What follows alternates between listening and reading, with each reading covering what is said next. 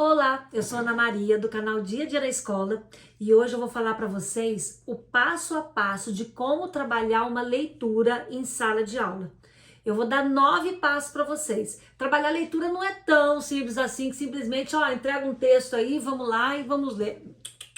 Ela é mais complicada um pouquinho. Tem 9 passos que você deve seguir, seja na aula de português, de história, de geografia, de ciências, qualquer aula, qualquer componente curricular. Siga sempre esses 9 passos que eu vou passar para vocês, tá bom? Mas antes, por favor, inscreva no canal. Clica aqui na palavrinha inscrever, dá o seu like, o seu joinha, porque isso é muito bom. Tanto para o meu canal, para que ele cresça, porque o YouTube vai entender que tem que divulgar esse vídeo para um monte de gente e vai espalhar. E também, quer falar comigo, gente? Comenta aqui embaixo que eu mesma respondo, ou vem aqui, no meu Instagram, Dia a Dia na Escola Oficial.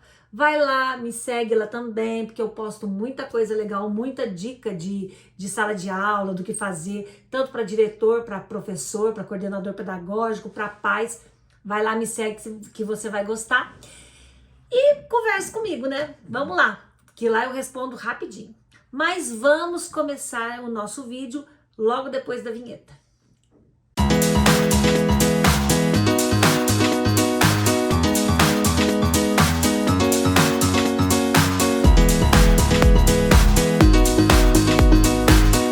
Bom, vamos lá. Primeira coisa. Eu fiquei pensando assim, o que eu fazia quando eu dava aula, né? E eu aprendi lá no magistério esses 9 passos que realmente fazem muita diferença na vida do aluno. Isso aí ajuda muito na leitura, na escrita, na interpretação de texto, no aumento do vocabulário do seu aluno. Então vamos lá. Primeiro passo, você tem que escolher um livro que você vai entregar para o seu aluno. Gente, o livro tem que ser adequado à série. Quando é um aluno de educação infantil, eles não sabem ler ainda. Então, o objetivo da educação infantil é o professor ler para o seu aluno. Quando ele está lá com 5 anos e 6 anos, que é o primeiro ano do ensino fundamental, quando a criança já começa a ler, vocês podem pegar uns livros mais simples e comprar um livro que seja trabalhado com toda a sala. E esse livro tem que ter letra bastão, tem que ser simples, poucas páginas. Pior que eu acho que eu não tenho nenhum aqui, senão eu até mostrava para vocês. Espera aí, deixa eu ver se eu acho um aqui. Eu não tenho nenhum livro que dê para mostrar para vocês. Mas eu tenho aqui, quando você trabalha com um livro de finalzinho de educação infantil, eu não vou falar sério porque em cada local tem um nome diferente. Ou primeiro ano, você tem que pegar um livro bem simples. Esse daqui é um livro simples, mas se você for prestar atenção, ele tem letra maiúscula e minúscula. Não é legal para primeiro ano e última série da educação infantil. Procura aqueles livros que tem letra bastão, letra maiúscula, no livro inteiro, mas que seja assim, coloridinho, tá? Com bastante cores, imagens e poucas palavras. Olha lá. Esse, se fosse tudo letra maiúscula, dava, mas não é, tem letra minúscula. Esse tipo de livro você só vai poder trabalhar lá no segundo ano, quando a criança já está alfabetizada, já está lendo, escrevendo e já conhece a letra cursiva, maiúsculo e minúsculo. Aí sim, você vai comprar um livro igual para a sala inteira. Eu tenho 20 alunos, vou dar um exemplo. Todo mundo tem esse livro. Então, você vai comprar esse livro, esse não, tá, gente? O livro que você quiser, lógico. Mas aí você vai trabalhar o livro com a turma inteira. Crianças maiores, mesma coisa. Você pode pegar outro, você vai escolher o livro. Por isso que no início do ano é importante você escolher o livro. E quarto, quinto ano, ensino fundamental, até o 9º ano. Gente, se é feito esse trabalho até o 9º ano, ensino médio não precisa fazer, porque eles já vão estar bem afiados na leitura. Agora, se não fizer até o 9º ano, infelizmente vai ter que trabalhar no ensino médio também, ainda mais que a gente está saindo de uma pandemia, né? Então vamos lá.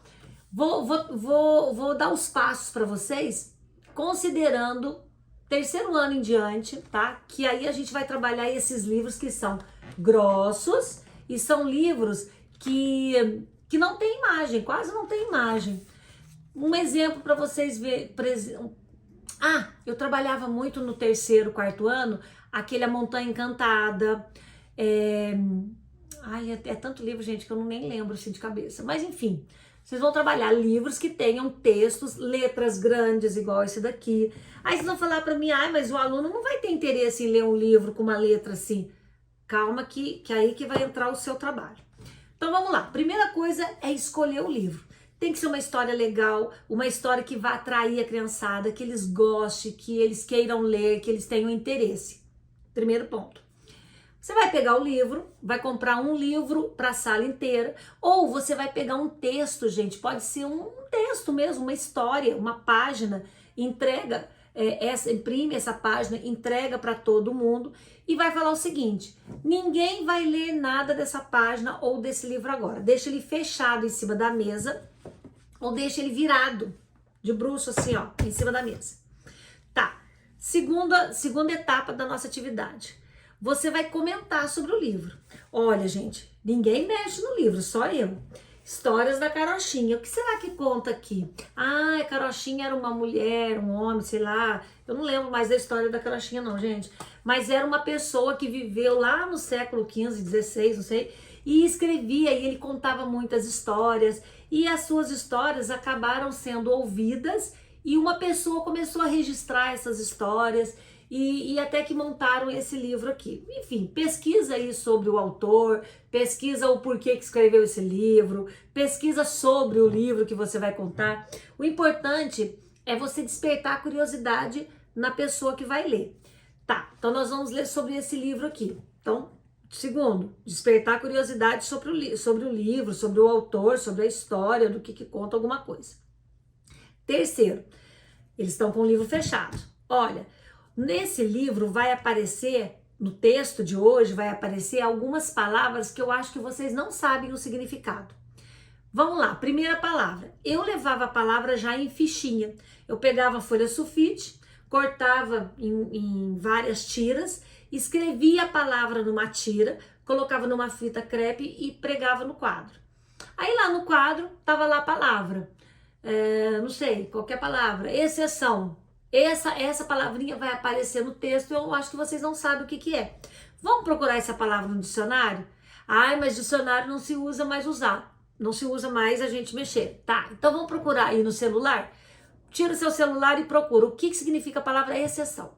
Aí lá eles vão procurar no celular, ver o significado, com o giz, ou com o pincel, sei lá como que é aí na sua cidade. Eles vão falar o significado da palavra e você vai escrever no quadro, na frente da palavra que você fixou no quadro. Então, na frente o significado você escreve.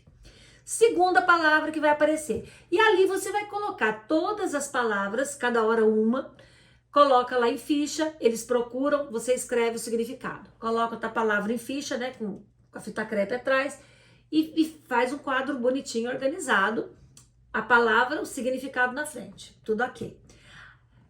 Quarto passo. Agora vocês vão fazer uma leitura silenciosa. Quando aparecer essa palavra que está aqui, se você não sabe o significado, olha no quadro que está escrito o significado e aí sim você continua a sua leitura com os olhos. O que é uma leitura silenciosa? A boca não fica... Não fica, porque atrapalha os outros colegas. A única coisa que você vai poder fazer é com os olhos seguir o texto. Mas eu me perco no texto. Pode usar o dedinho, não tem problema nenhum, ou pode usar uma régua. Com a régua você vai colocando... Com a régua você vai colocando, você vai lendo e vai abaixando aqui e vai lendo o texto sem problemas. Você vai ler o texto da página. Você, professor, tem que especificar. Por exemplo, nós vamos ler o texto A Margarida Sabida. Você vai ler a página 5, página 6 e página 7 em 5 minutos. Você tem que estipular o tempo. E aí a criança vai começar a ler com os olhos, sem fazer movimento com a boca. Ela não sabe a palavra, ela vai olhar no quadro, vai ver o significado. volta na leitura. Quando ela terminar a leitura da página 7, você combina com a turma, ele vai levantar o dedo, você vê e ele abaixa. Ele jamais fala, professora, terminei. Por quê? Porque o do lado que está lendo perde a concentração. Então você tem que combinar com a turma que ele tem que levantar o dedinho, você vai olhar e ele vai abaixar. Combinados, tá, gente? A sala tem que estar em silêncio. Isso tudo tem que ter muita organização para você não se perder. Tá, terminou a leitura. Aí você vai perguntar para a turma, dessas páginas que nós lemos, tem mais alguma palavra que apareceu e que você não sabe o significado? Ah, professora, tem uma palavra aqui que eu não sei o que é. É terrível. Tá, e aí a professora vai escrever no quadro terrível, procura aí no celular ou no dicionário. Ele vai procurar, ela vai escrever o significado lá no quadro. Tem alguma outra? E aí você vai colocar todas as outras palavras que porventura aparecer e ele não sabe o significado. Sexto, você vai comentar o que eles entenderam daquele texto. O que você entendeu desse trecho? E aí vocês vão comentar e discutir. Quem que é a personagem? O que aconteceu? O que eles estão fazendo? O que foi falado? Em que contexto que está isso? Sabe? Discute o texto. Quando aconteceu isso? Por que aconteceu isso? Quem eram os personagens? Tudo oral. Você vai trabalhar esse texto de maneira oral com a turma, tá bom? Sétimo, vai ser uma leitura feita pelo professor com pontuação. Porque a criança, o aluno, até o 9º ano, ele precisa saber que a leitura tem que ser feita de maneira expressiva para que ele consiga entender. Então você vai ler, o professor vai ler e o aluno vai acompanhar junto com ele aqui no texto. E aí o professor começa. Era uma vez um casal de camponeses que tinha uma filha. Tá vendo como você dá vida? De um nome Margarida, a quem todos chamavam de Margarida Sabida. Então você tem que dar vida pro texto, ele tem que escutar e ir imaginando na cabeça dele, porque às vezes com a leitura que ele fez, ele não conseguiu ter essa interpretação. Quando ela chegou na idade de casar, os pais ficaram aflitos para lhe arranjarem o marido, porque nessa época tinha que casar, né, gente? E aí você vai falando e vai comentando. Terminou a leitura expressiva uma coisa importante. Quando alguém fala no texto, você tem que ler. Ai, meu Deus, disse ela, se eu me casar com João e tivermos um filho, e quando o menino crescer, nós mandarmos buscar cerveja aqui na adega, o machado poderá cair na cabeça dele. Vai matar o coitadinho. Ai, pobrezinho. Tá vendo como é diferente? Você tem que dar vida na fala, você tem que fazer com que ele imagine a pessoa falando na cabeça. Por isso que é importante a leitura silenciosa e a leitura preparada antes pelo professor também. Depois que o professor fez a leitura, comenta mais um pouquinho sobre a história e aí vai ser a leitura feita pelos alunos. Essa parte é muito legal. Um aluno começa, aí você combina com a sala, porque a sala é feita em fileiras. Cada aluno vai ler um parágrafo. Ele terminou o parágrafo, o de trás continua.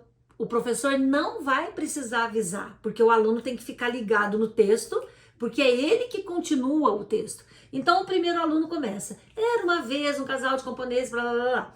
Quando ele terminar aqui no parágrafo, marido, o próximo aluno de trás já sabe que tem que começar. Até que um dia apareceu um pretendente. E aí o aluno vai começar a imitar a maneira com que o professor leu. Todo mundo vai ficar em silêncio porque terminou um parágrafo, o aluno de trás tem que continuar. Então ele tem que seguir, porque vai que chega a vez dele e ele não sabe aonde está. E aquele que já leu, ele tem que ficar ligado, porque era para ter lido até a página 7. Terminou a página 7, terminou esse último parágrafo. Se não terminou a leitura, vai começar de novo. Então vai que começa de novo e aquele aluno tá lá dormindo, ele tem que seguir.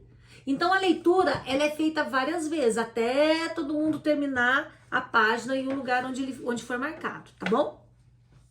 E por último, 9º passo, é a tarefa. E o aluno, ele vai pegar, copiar as palavras do quadro com o significado, E lá na casa dele ele vai fazer uma frase com todas aquelas palavras ou várias frases, uma com cada palavra, e ele vai criar na cabeça dele uma frase aplicando de acordo com o significado dela. Ou seja, ele está ampliando o vocabulário dele. Deu para entender, gente? Então, quando você trabalha qualquer leitura, primeiro, escolher o texto ou o livro. Segundo, comentar, incentivar, despertar o interesse dessa criançada. Terceiro, trabalhar as palavras difíceis através de ficha no quadro. Quarto, leitura silenciosa pelo aluno. Quinto, ele vai marcar outras palavras no texto que ele não saiba o significado e vamos procurar no dicionário, o professor marca lá no quadro. Sexto, comentar o que entendeu daquele texto, de acordo com as palavras que estão no quadro, explicar o texto e comentar com a criançada. Sétimo, leitura feita pelo professor com expressão, com pontuação correta, dando vida ao texto. Oitavo, leitura feita pelos alunos. E nono, que seria a tarefa da aplicação daquelas palavras. Esse trabalho tem que ser feito pelo menos uma vez por semana, no mínimo. Pelo menos tem que ser feito uma vez por semana, desde o primeiro ano até o 9º ano, seguindo, é lógico, o nível de cada criança, né? Que você vai identificar através do livro que você escolhe, ou do texto, ou da leitura que você escolhe. Esses 9 passos, gente, é para ser feito sempre, sempre. 9 passos que nunca podem ser abandonados por nenhum professor. A aula tem que ter domínio, tem que ter silêncio, tem que ter organização, tem que ter disciplina, para que você consiga seguir todo esse esquema. Se você consegue fazer isso, gente, você tá feito. Normalmente, eu lia com a criança, eu lia o texto antes e eu pegava, porque esse texto, por exemplo, que eu falei para vocês agora, ele começa na página 5 e ele vai até a página 15. Vocês viram que eu falei até a página 7, lembra?